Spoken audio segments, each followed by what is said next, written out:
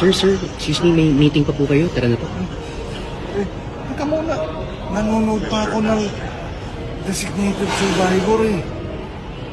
May bida-bida rito. Ah, sino po yung bida-bida, sir? Opo, manood ka na lang para hindi ka ma-spoil.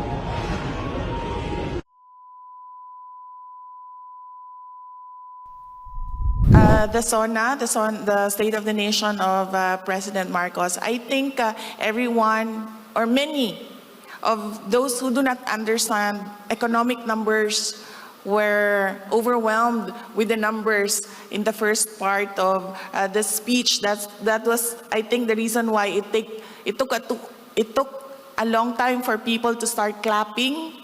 This is a country where we speak English. Tang ina mo. Putang ina. So, para sa ako, kung wala ka kasabot the first time, I don't think you deserve an explanation. Kung ayaw nyo kasing gumawa kasi kayo na maayos. Hindi yung ayaw nyo palang nasisita kayo, gumawa kayo na maayos, di ba?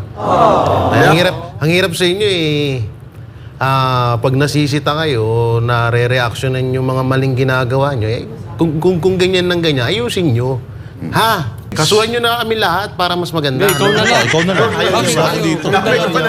Dinadamay mo kami, kabago-bago mo rito eh. Kakasampa mo lang dyan, tapos gusto mo, demanda ka agad tayo. Lahat na tayo. Tinabi ko kay Banat Bay eh. Alam nyo, napakaganda Ba't ba inimbitan nyo pa to rito? Napakaganda nun eh. Na, alam yun, diba, na ko na pag magla-live tayo, tabi-tabi tayo doon sa kulungan. Hindi, pwede loko-loko, bawal mag-cellphone dun.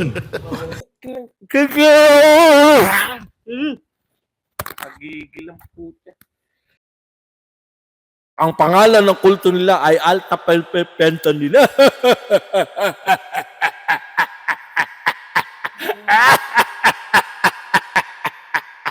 May content na naman yung mga ungas.